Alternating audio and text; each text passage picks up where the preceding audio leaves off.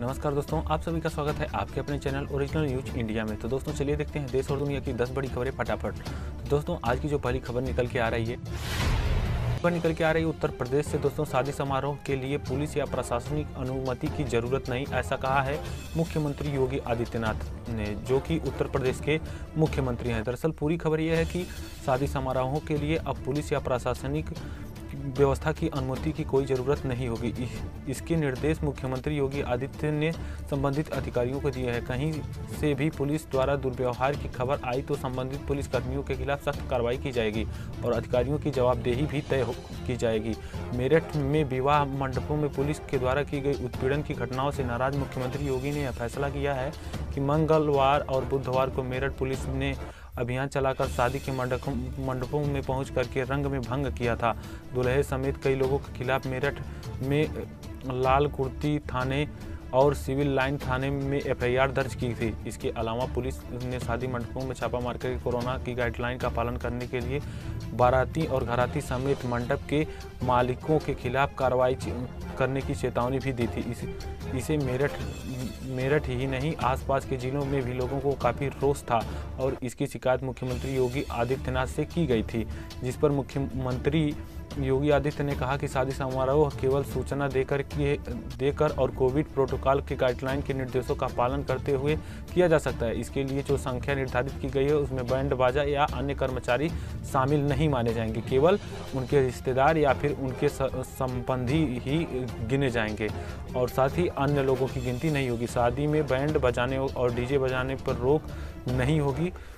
Police कर्मियों पर कार्रवाई करने के भी निर्देश मुख्यमंत्री ने दे दिए हैं। अगर वो ऐसा नहीं करते हैं तो उन पर भी उचित कार्रवाई की जाएगी। खबर निकल के आ रही है बिहार से दोस्तों बहुत बड़ी खबर निकल के आ रही है।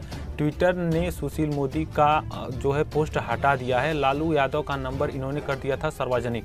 तो दोस्तों पूरी खबर ये है कि बिहार के पूर्व उप मुख्यमंत्री सुशील कुमार मोदी ने लालू प्रसाद यादव का भाजपा विधायक को लालच देने का आरोप लगाया था। इसके बाद भाजपा नेता सुशील मोदी ने ट्वीट करके लालू प्रसाद यादव का नंबर शेयर किया था, जिसे ट्विटर ने तुरंत ही हटा दिया। ट्विटर के मुताबिक इस ट्वीट में नंबर सार्वजनिक करके नियमों का उल्लंघन किया गया था, इसलिए इसे हटा दिया गया।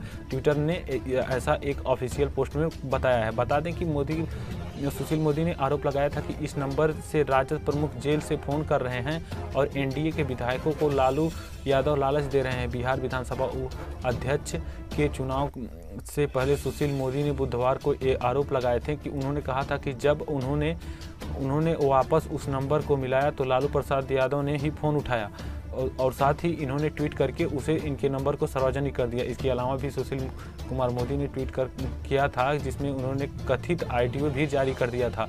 ट्वीट में सुशील मोदी ने दावा किया था कि लालू प्रसाद यादव ने विधायक को स्पीकर के चुनाव से पीछे हटने की सलाह दी और उनका समर्थन करने को कहा। वहीं भाजपा विधायक लल्लन पासवान ने यह दावा किया है कि उनके पास लालू यादव का फ़ोन आया था। हालांकि राजद ने इस दावे को गलत बताया है। बता दें कि वो ट्वीट अभी भी ट्विटर से हटाया नहीं गया है, जिसमें ऑडियो रिकॉर्डिंग अपलोड की गई थी।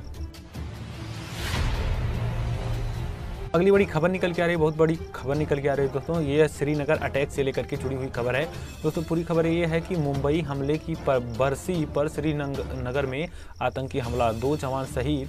हमले के पीछे जो है लश्कर या जैश का हाथ हो सकता है, ऐसा संदेह जताया जा रहा है। दरअसल पूरी खबर यह है कि मुंबई हमले की 12वीं बरसी के मौके पर वीरवार के आतंकियों ने श्रीनगर के बाहरी इलाके एचएमटी में सुरक्षा बलों पर एक बड़ा हमला कर दिया। इस हमले में 2 जवान शहीद हो गए। कामडेन ड्रेस पहने 3 दहशतगर्द मौके पर पहुंचे और सेना के जवानों पर अंधाधुंध फायरिंग कर दी। घायल दोनों जवानों ने शरीफाबाद स्थित सैन्य शिविर में ले जाया गया, जहां दोनों की तत्काल मौत हो गई। अगली बड़ी खबर निकल के आ रही है दोस्तों, बहुत बड़ी खबर निकल के आ रही है। कृषि मंत्री तोमर ने की किसानों से अपील, आंदोलन न करें, 3 दिसंबर को हम खुद बात करेंगे।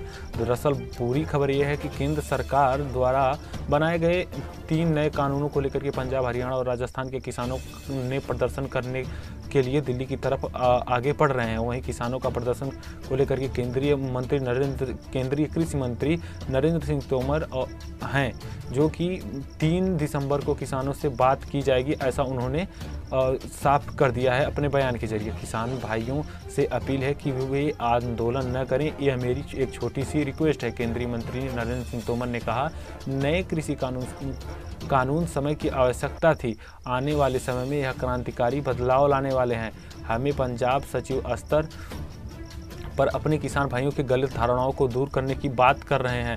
हम 3 दिसंबर को इस पर विचार विमर्श और साथ ही उस पर विस्तृत बात करेंगे। उन्होंने कहा है कि मैं किसान भाइयों से अपील करना चाहता हूं कि वे आंदोलन ना करें, हम मुद्दों पे बात करेंगे और साथ ही मतभेदों को सुलझाने के लिए हम पूरी तरह से तैयार हैं। मुझे यकीन है कि हमारी बातचीत सकारात्मक परिणाम लाएगी। गौरतलब है कि केंद्र सरकार द्वारा बनाए गए 3 नए कानूनों के खिलाफ पंजाब, हरियाणा, राजस्थान के किसान जो है 26 और 18 नवंबर तक के दिल्ली के लिए कूच के लिए निकले थे, जिसपे नरेंद्र सिंह तोमर ने ये अपील की है।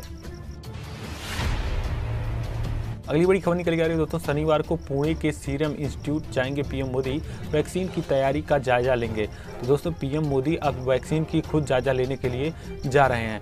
तो दोस्तों दुनिया में कोरोना महामारी के फैले हुए 1 साल पूरा होने वाला है और अब इसके खात्मे के लिए वैक्सीन भी तैयार होने लगी है। पुणे स्थित सीरम इंस्टीट्यूट भी कोविशील्ड के उत्पादन के लिए तेजी में आ गई है। इसी तैयारियों को जायजा लेने के लिए प्रधानमंत्री नरेंद्र मोदी 28 नवंबर यानी शनिवार को पुणे पहुंचेंगे। पुणे के डिविजनल कमिश्नर पीएम मोदी के प्रस्तावित दौरे की पुष्टि की है। बता दें कि सीरम इंस्टीट्यूट कोविशील्ड नामक कोरोना वैक्सीन के तीसरे चरण का ट्रायल कर रहा है। वहीं ऑक्सफोर्ड यूनिवर्सिटी और एस्ट्राजेनेका अन्य दूसरे देशों में इसके तीसरे चरण का ट्रायल खत्म कर दिया है। उसने अपनी वैक्सीन इमरजेंसी अप्रूवल के लिए ब्रिटेन की अथॉरिटी के पास प्रस्ताव भेजा है।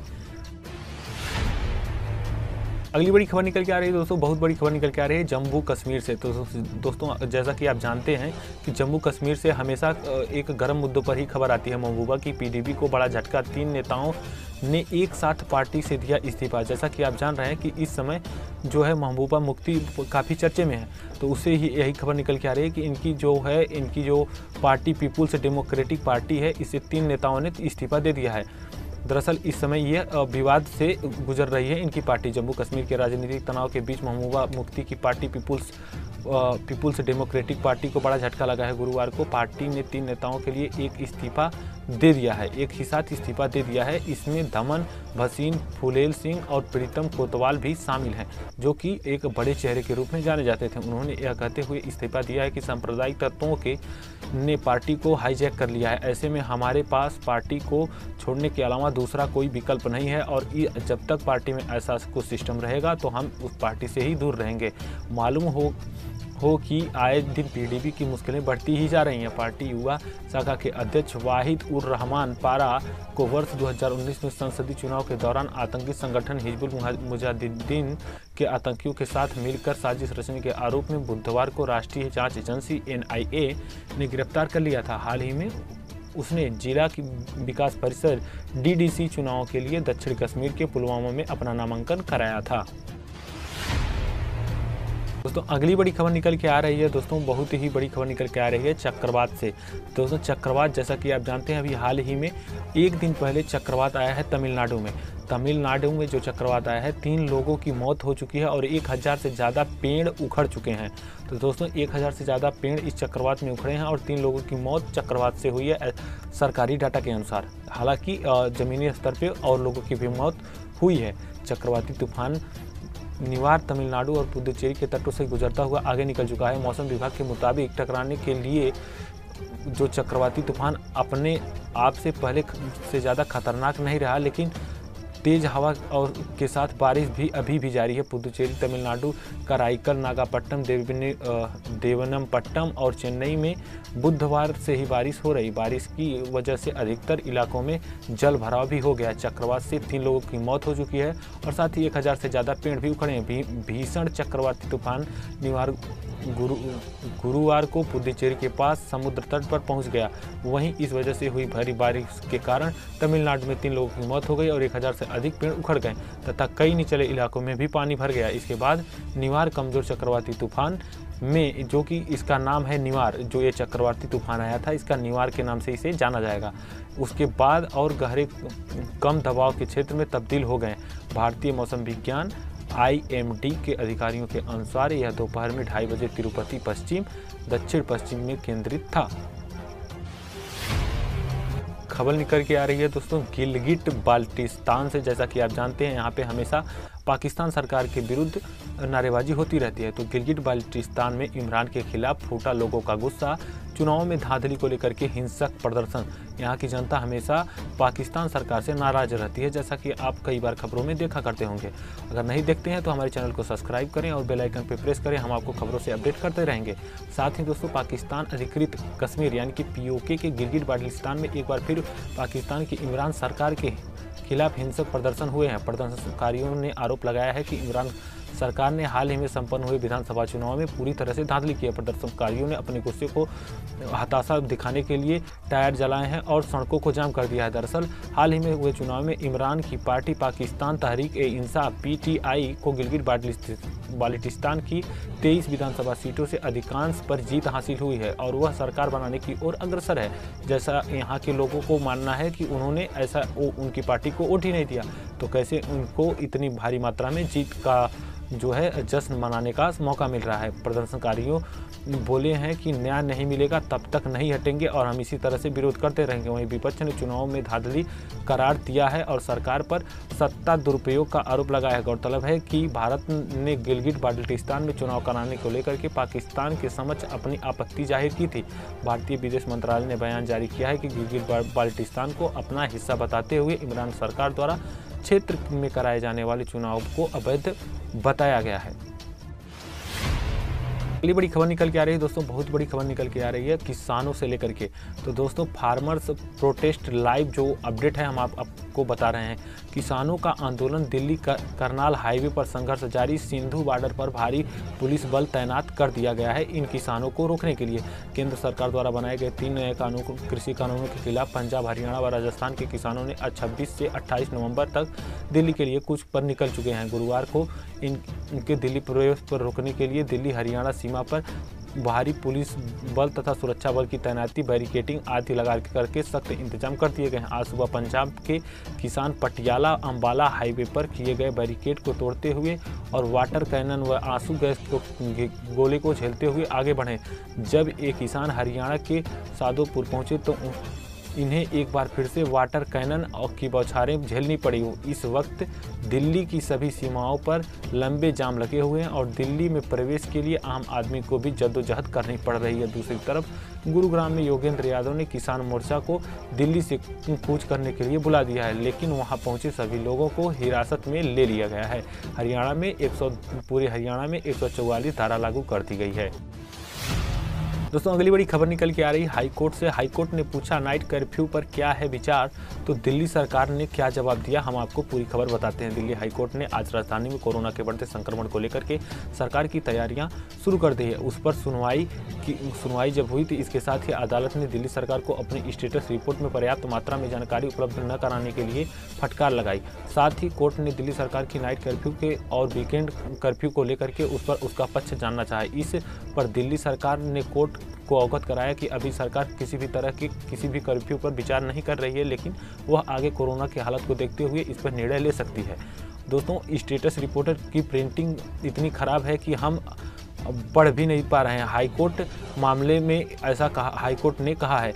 तो दोस्तों पूरी खबर यह है कि मामले में भी सुनवाई कर रहे जस्टिस हिंसा कोहली ने जस्टिस सुब्रमण्यम प्रसाद की बेंच ने दिल्ली सरकार के द्वारा प्रदत्त स्टेटस रिपोर्ट देख करके बुरी तरह लड़ताड़ लगाई और उन्होंने ही ये चीज़ कहा है कि हम इसे ऐसी प्रिंटिंग हुई है कि हम इसे पढ़ नहीं पा रहे हैं।